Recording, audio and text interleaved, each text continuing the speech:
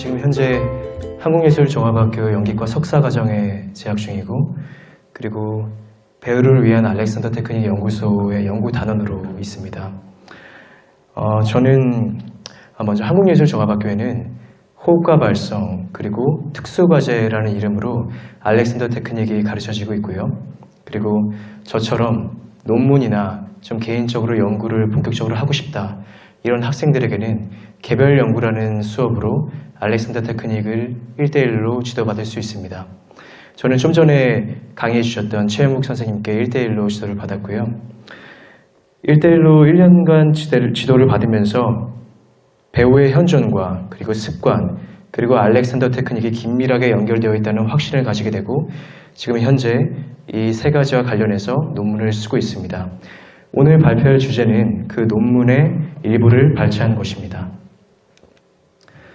먼저 목차에 대해서 설명드리겠습니다. 현존의 결정 요인, 다시 말하면 현존이 무엇이고 현존이 어떻게 이루어질 수 있는지에 대해서 먼저 설명을 드리고, 그리고 현존의 방해 요인, 즉 현존의 결정 요인인 의식이 습관에 의해서 어떻게 방해되어지는가를 구체적인 사례를 통해서 설명드리겠습니다. 그리고 알렉산더 테크닉을 통해서 습관을 어떻게 자제하고 배우의 본연의 현존감이 어떻게 회복되는지에 대해서 설명드리고자 합니다. 현존이 무엇일까요? 현존은 문자 그대로 지금 이 순간 이 공간에 살아있음 또는 존재함을 의미합니다.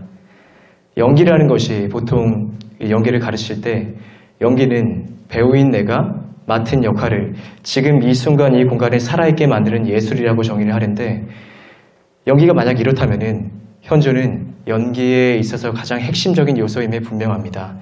이러한 이유로 스타니슬랍스키, 그러니까 20세기 최초로 연기 예술을 정립한 스타니슬랍스키는 자네의 예술과 나의 예술의 차이점은 이것이다.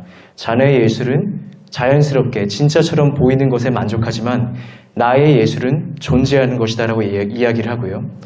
유제니오 바르바라는 사람의 경우에는 현존은 배우를 진짜 배우로 만들게 하는 요소라고 이야기를 합니다. 그리고 공연의 양식과 상관없이 모든 배우에게 동일하게 요구되는 것이라고 이야기를 하고요. 빌 커닝턴의 경우에는 굳이 손짓, 발짓, 그리고 이렇게 말을 하지 않다 하더라도 그냥 현존함으로 인해서 배우에게, 관객들에게 강력한 메시지를 전해줄 수 있다고 이야기를 합니다. 그리고 조셉 셰이킨의 경우에는 현존하는 배우를 통해서 관객들은 배우가 마치 내 옆에 있는 것 같은 느낌을 얻을 수 있다고 합니다.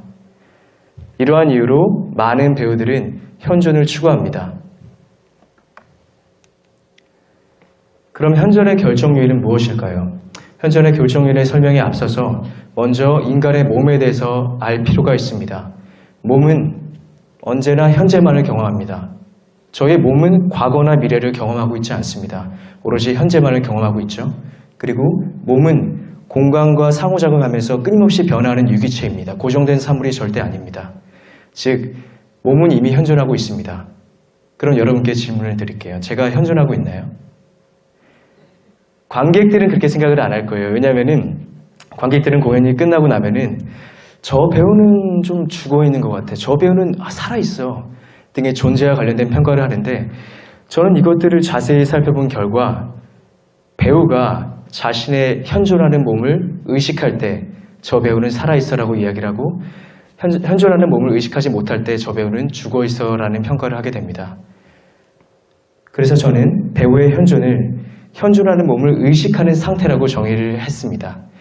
뇌과학자 크리스토프 코우는 인간은 의식을 하지 않으면은 지금 이 순간 이 공간을 절대 경험할 수가 없고 존재할 수조차도 없다고 이야기를 합니다.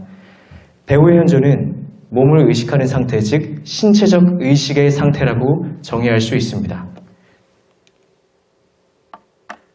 그러면 왜 습관이 현존을 방해하는 걸까요? 습관은 신체적 의식을 왜곡하고 둔화시킵니다. 최영욱 선생님께서도 말씀하셨지만 습관에는 관성이 있습니다. 예를 들어서 누가 저보고 편한 자세로 있어 보라고 하면 전 바로 이럴 겁니다. 저는 이 자세가 편하다고 생각을 해요. 진짜. 왜냐하면 이 자세로 오랫동안 서 있었기 때문입니다. 근데 이 자세는 저의 몸을 극도로 긴장시키고 있음에도 불구하고 저는 끝까지 이 자세가 편하다, 자연스럽다라고 생각을 합니다. 습관은 이렇게 간성이 있습니다. 그래서 신체적 의식을 강력하게 왜곡시키죠. 이것을 다른 말로 감각 인식 오류라고도 합니다. 그리고 습관은 자극과 반응 사이에 공간이 없는 상태입니다. 예를 들어서 특정 자극이 일어나면 특정 반응이 바로 일어납니다. 자극과 반응 사이에 자극과 반응 사이에 공간이 있으면은 저희는 새로운 선택을 할 수 있는 자유가 생깁니다. 그리고 그 안에 의식이 생기겠죠. 하지만 특정 자극이 일어나면은 바로 이렇게 반응하게 될 때 저희의 의식은 둔화되게 됩니다. 만약에 제가 여기에서 앉게 되죠. 저는 앉을 때 항상 예전에는 이렇게 앉았습니다. 자극이 일어날 때 반응을 이렇게 하게 되는 거죠. 이 상태에선 절대 신체적 의식이 깨어날 수가 없습니다. 정리하자면 신체적 의식을 둔화시키고 왜곡시키는 것이 바로 습관이라고 할 수 있습니다. 그러면 배우의 근원적인 습관은 무엇일까요? 저는 배우의 근원적인 습관을 5가지로 정의했습니다. 먼저 습관적인 시간 인식입니다. 시간은 현재밖에 없습니다. 근데 저희는 시간을 어떻게 구성되어 있다고 배우죠? 과거, 현재, 미래 이렇게 3가지로 구성되어 있다고 배웁니다. 그래서 습관적으로 현재의 의식을 두는 것이 아니라 과거나 미래에 분주하게 거기에만 고착화돼서 인식을 집중시키는 경향이 있습니다. 배우 또한 마찬가지인데요. 과거 지향적인 습관을 예를 들어서 설명하자면 3일 전에 제가 연기를 한번 해봤습니다. 근데 제가 판단을 한 거예요. 지금 연기 좋았는데? 지금 연기 좀 좋았어. 그래서 제가 3일 뒤인 오늘 그때의 감정, 그때의 표정, 그때의 호흡, 그때의 동작, 그때의 분위기, 그때의 컨디션 그것들을 그대로 재현해서 지금 이 순간 이 공간에 그냥 재현하려고 하는 것입니다. 이때 저는 결코 제 몸이 무엇을 경험하고 있는지 의식을 하지 않습니다. 그저 과거의 것만 집중을 해서 그것을 이 자리에 재현하려고만 하는 거죠. 습관적인 공간 인식에 대해서도 마찬가지입니다. 예를 들어서 상대 배우는 여기 있고 저는 여기 있습니다. 그래서 난 그런 말을 한 적이 없어. 이렇게 얘기를 하는데 이 객석에 여기 있고 객석에 존경하는 교수님들 그리고 가족 그리고 동료 배우들이 앉아있다면 저는 상대 배우의 눈을 보고 있음에도 불구하고 저의 인식의 상태는 오로지 이쪽밖에 없습니다. 관객을 객석 쪽으로 계속 이렇게 집중을 할 때 저는 제 몸을 의식할 수가 없습니다. 반대로 많은 배우들이 이렇게 객석 지향적인 공간 인식의 폐해를 알기 때문에 어떤 배우들은 상대 배우만 집중을 합니다. 오로지 여기는 전혀 신경을 쓰지 않고요. 여기만 집중을 하게 됩니다. 사실 배우의 교감의 상대는 상대 배우만 있는 것이 아니라 관객과도 교감을 해야 되고요. 그리고 무엇보다 중요한 게 자기 자신과 교감을 해야 됩니다. 근데 상대 배우에게만 집중을 하게 되면 자신이 뭘 느끼는지 결코 의식을 할 수가 없습니다. 판단하는 습관에 대해서도 마찬가지죠. 판단하는 습관은 흔히 말하는 자의식의 형태로 드러납니다. 자의식은 타인에 의해서 형성된 혹은 자기의 욕심으로 규정한 그 기준을 가지고 끊임없이 자신을 평가하는 겁니다. 저 같은 경우는 나 오늘 좀 발성이 잘 되나? 나 오늘 화술이 좀 잘 되고 있나? 나 방금 연기가 좀 진실했나? 이렇게 자신을 끊임없이 판단을 하게 되죠. 이러한 자의식의 상태는 앞서 말했던 신체적 의식의 상태와 분명하게 구별됩니다. 자의식은 방금 말씀드린 대로 어떤 기준을 가지고 끊임없이 자신을 평가하는 상태라면 신체적 의식의 상태는 어떠한 판단의 기준도 없이 자신의 몸을 온전하게 경험하는 상태입니다. 목표지향적인 습관도 설명드릴 수 있을 것 같습니다. 다른 예술과 달리 배우에게는 관객이 존재하고요. 그리고 연출가가 존재하고 그리고 제가 말하는 이 대사도 제가 쓴 게 아니에요. 작가가 존재하죠. 그리고 나를 표현하는 게 아니라 역할을 표현해야 됩니다. 이 모든 것들이 배우에게 목적의식을 불러일으킵니다. 예를 들어서 제가 지금 마이크를 떼고 저 뒤에 있는 관객에게까지 제 목소리를 전달해야 됩니다. 이러한 목적의식이 생기고요. 그 그리고 연출가가 규진아 좋았어. 근데 한 역에서 있다가 3초 뒤에 오른쪽을 좀 봐줄래? 이러한 연출가가 원하는 디렉팅? 아니면 좀 더 우울하지만 인간적으로 좀 표현해볼래? 뭔지 모르겠지만 그런 목표의식을 이제 배우에게 압박을 주는 거죠. 작가, 대본에 쓰여진 대로, 대본의 의미대로, 그리고 역할은 이런 거야. 이러한 목적의식에 의해서 배우들은 끊임없이 희생됩니다. 물론 목표는 당연히 이루어야 됩니다. 목표를 이룰 때 과정들에 집중하면서 그것을 하나하나 밟아나가면 되지만 많은 배우들은 이러한 목표가 주어지면은 바로 긴장을 해서 전혀 신체적인 의식을 두지 않습니다. 마지막으로 학습지향적인 습관을 예로 들을 수 있습니다. 연기는 이런 거야. 발성은 이렇게 해야 돼. 화술은 이런 거야. 이런 것들을 배우게 되면 배우들은 배웠던 것들을 반복하고 배웠던 것들을 어떻게든 지금 이 순간 이 공간에 실현시키려고만 노력하지 내가 지금 내 몸이 무엇을 느끼는지 무엇을 경험하는지에 대해서는 결코 의식을 하지 않습니다. 따라서 학습지향적인 습관조차도 배우의 현존을 방해하는 근원적인 습관이라고 할 수 있습니다. 그럼 저는 왜 알렉산더 테크닉을 습관의 자제법이자 현존의 회복을 위한 도구로서 선택을 했을까요? 많은 사람들이 습관을 자제할 때 굉장히 외형적이고 부분적으로 접근을 합니다.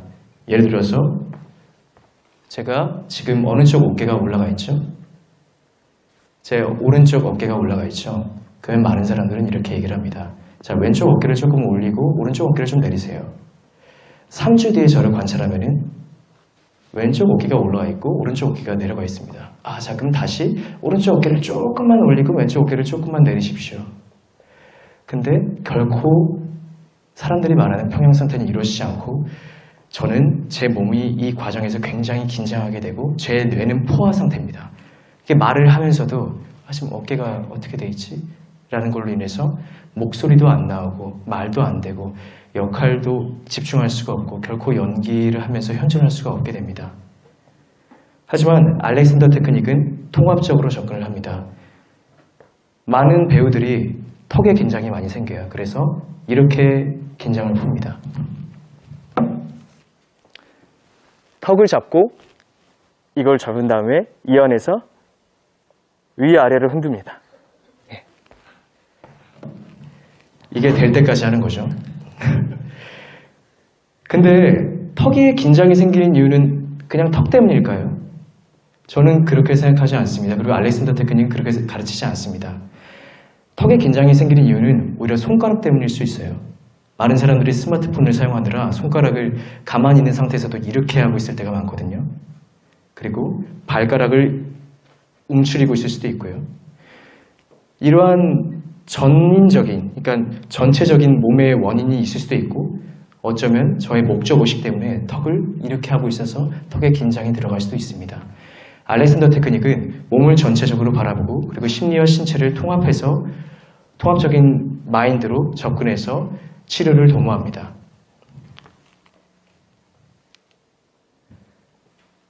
저는 지금 현재 머리를 묶었죠. 최영욱 선생님께서 머리를 묶었는데 알렉산더 테크닉을 하는 배우들은 거의 이렇게 머리를 묶는 건 아니고요. 제가 다음 주에 연극 바다 한가운데서라는 공연을 준비 중인데 거기에서 약간 양아치 같은 역할을 맡게 돼서 이렇게 하게 됐습니다. 알렉산더 테크닉에서는 7가지 핵심 원리가 있는데 그 원리를 다 일일이 설명드릴 수는 없고 시간이 짧다고 들어서 제가 몇 가지 핵심 원리와 그것을 적용한 사례만 예를 들어서 여러분께 설명드리고자 합니다. 먼저 자제심이라는 것은 습관적으로 반응하려고 하는 충동, 그것에 대해서 NO 라고 생각을 하고 몸이 자연스럽게 움직일 수 있도록 몸의 반응을 허용하는 것입니다.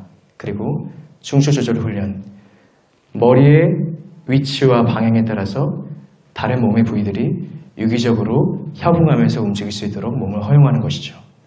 저는 이 2가지 훈련을 통해서 목표지향적인 습관을 자제하는 데 큰 도움을 얻었습니다.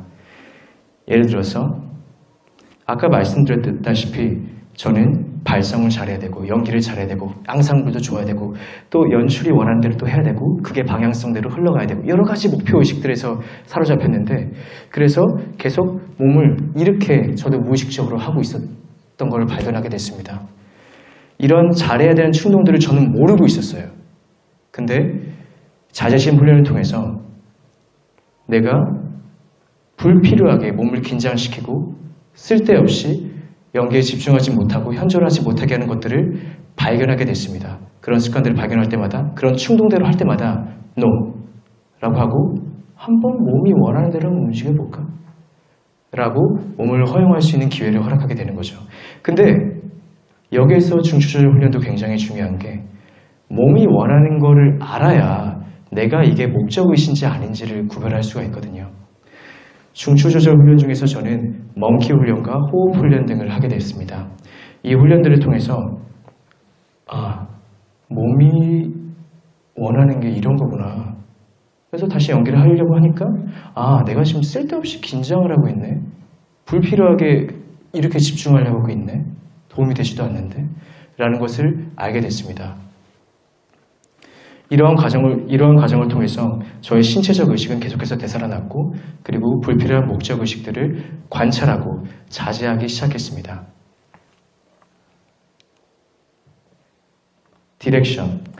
디렉션은 언어적인 지시를 통해서 몸이 스스로 반응할 수 있도록 그 반응을 허용하는 상태입니다. 디렉션을 통해서 저는 습관적인 공간인식의 자제와 학습지향적인 습관의 자제에 큰 도움을 얻었습니다. 흔히 습관을 가지고 있는 사람들을 보면은 몸의 방향성이 다 안쪽으로 향해 있습니다. 다 이렇게 안쪽으로 향해 있습니다. 하지만 알렉산더 테크닉에서 말하는 언어적 지시의 방향성은 모두 다 바깥쪽을 향하고 있죠. 그리고 아까 말씀드렸다시피 관객 지향적이거나 상대 배우 지향적일 때 공통적으로 놓치고 있는 부분이 바로 뒷공간입니다. 뒷공간에 대한 의식을 회복하는 데도 굉장히 도움이 됩니다. 그리고 필립 자릴리라는 연기 이론가가 현존하는 배우는 눈에 보이는 영역, 그것을 양의 영역으로 규정하고 눈에 보이지 않는 영역을 음의 영역이라고 하는데 양의 영역뿐만 아니라 음의 영역이 골고루 의식이 되는 상태가 바로 배우의 현존이라고 합니다. 저는 디렉션을 통해서 바로 그러한 경험을 하게 됐습니다. 상대 배우, 관객만 생각했는데 이 뒤쪽과 위쪽과 아래쪽, 옆쪽을 같이 의식을 하면서 연기를 하기 시작하게 됐습니다. 그리고 학습 지향적인 습관의 자제 또한 큰 도움을 얻었습니다.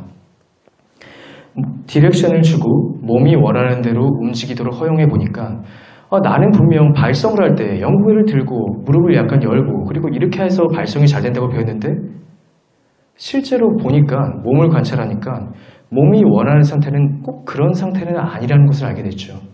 지시어를 통해서 그냥 몸이 반응하도록 허용했을 때 몸이 원하는 것은 바로 이런 것이구나. 계속해서 탐구하기 시작했습니다. 추가로 연출가와의 상호작용에도 굉장히 도움을 얻었는데요. 연출가는 제가 연기하는 것을 보고 그리고 규진씨 지금 여기서 조금 더 라이트하게 했으면 좋겠어. 그러면 이제 저는 목적의식을 갖고 라이트하게 이렇게 하려고 하는데 지시어로 훈련하게 되다 보니까 오케이 규진아 자 라이트하게 해보자 하고 몸에게 의식을 맡깁니다. 몸에게 동작을 맡깁니다. 이런 지시어 훈련을 통해서 단지 5가지 지시어뿐만 아니라 연출가의 지시어에도 유기적으로 반응할 수 있는 훈련을 하게 됨을 알게 됐습니다. 또한 역할 창조에도 큰 도움을 얻었는데요. 제가 예전에 연기했던 인물이 굉장히 삐딱한 인물이었습니다. 그래서 일부러 이렇게 자세를 만들어서 연기를 했는데 일부러 이렇게 만들다 보니까 몸이 너무 긴장하게 되는 거예요. 그래서 난 그런 말 한 적이 없어 막 이렇게 하는데 저는 이 자세를 억지로 유지하려고 하다 보니까 몸은 긴장하게 되고 신체적 의식 또한 둔화되게 되었습니다. 근데 지시어로 훈련하다 보니까 이제는 다른 접근 방법을 하게 됐죠. 그때 맡았던 인물이 장인데 자 나는 장이다 했을 때 몸이 자연스럽게 반응하게 되고 움직여지는 것을 알게 됐습니다. 이렇게 몸을 일부러 역할의 몸틀을 만드는 것이 아니라 역할을 지시어를 통해서 창조할 수 있다는 것을 저는 알렉산더 테크닉을 통해서 발견하게 되었습니다. 마지막으로 진행 과정을 통한 습관의 자제인데요. 진행 과정은 어떤 결과를 향해서 그것만 추구해서 나가는 것이 아니라 결과를 이루기 위한 과정들, 다시 말하면 내가 무엇을 하는지가 아니라 내가 이것을 어떻게 하는지를 끊임없이 의식하는 상태, 다시 말하면 끊임없이 현재를 경험하는 훈련이라고 할 수 있습니다. 이 진행 과정 훈련을 통해서 저는 먼저 계속되는 현재를 경험하기 때문에 당연히 습관적인 시간 인식을 자제할 수 있었고요. 그리고 목적 지향적인 습관을 자제하는 데 큰 도움을 얻었습니다. 목적 지향적인 습관을 자제하는 데 가장 중요한 것은 바로 과정입니다. 목적, 저기까지 달려라 10초 안에. 그러면은 몸을 오히려 의식을 더 할 수가 없게 되는데, 이 저기까지 달려가는 과정에서 저의 온 몸을 다 의식을 하게 된다면은 저는 이 목적 지향적인 습관을 효율적으로 자제할 수 있게 되죠. 마지막으로 판단하는 습관 또한 자제하게 됩니다. 흔히 판단을 언제 하죠? 이후에 하죠. 제가 연기가 끝난 다음에, 연기가 끝나면은 저쪽에 앉아있는 교수님과 저쪽에 앉아있는 동료 배우와 저쪽에 앉아있는 가족이 나중에 연기 끝나고 나서 규진아 오늘 연기 어땠어? 라는 평가를 하게 될 겁니다. 하지만 진행 과정을 훈련을 하니까 저는 이후에 판단할 사람에 대한 두려움이 사라지게 됐어요. 그냥 끊임없는 현재만을 경험하게 되었습니다. 따라서 판단하는 습관의 자제도 굉장한 도움을 얻었습니다. 뿐만 아니라 자연스러운 호흡과 발성, 그리고 연기의 섬세함을 얻게 되었는데요. 지금은 사라졌지만 예전에는 바다 한가운데서라는 작품에서 이런 장면이 있었습니다. 화투를 치는 장면인데, 화투를 잘 치지 못하지만 화투를 칠 때 저의 의식의 상태는 이거였습니다. 짚고 들었다가 치고, 그리고 짚고 봤다가 치고, 이것밖에 의식을 하지 못했는데 백혜슬 교수님께서 그러한 배우들의 모습을 보고 진행 과정을 의식하라고 이야기를 합니다. 끊임없이 몸을 의식하라고 이야기를 하셔서 한번 제가 짚고 이 과정까지 다 의식을 해봤어요. 그냥 빨리 쳐야 되니까 이때 팔의 의식을 전혀 안 했는데, 짚고 정말 이걸 다 의식을 하면서 했는데 그때부터 저의 호흡이 달라지고 저의 발성도 달라지고 완연한 존재감이 생기기 시작했습니다. 따라서 진행 과정 훈련은 이와 같이 이러한 습관들의 자제도 큰 도움이 되고 호흡과 발성, 연기의 섬세함을 돕는 데도 큰 도움이 된다고 이야기할 수 있습니다.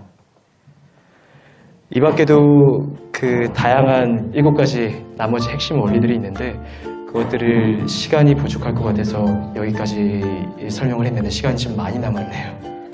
네네. 아무튼 저는 감사합니다.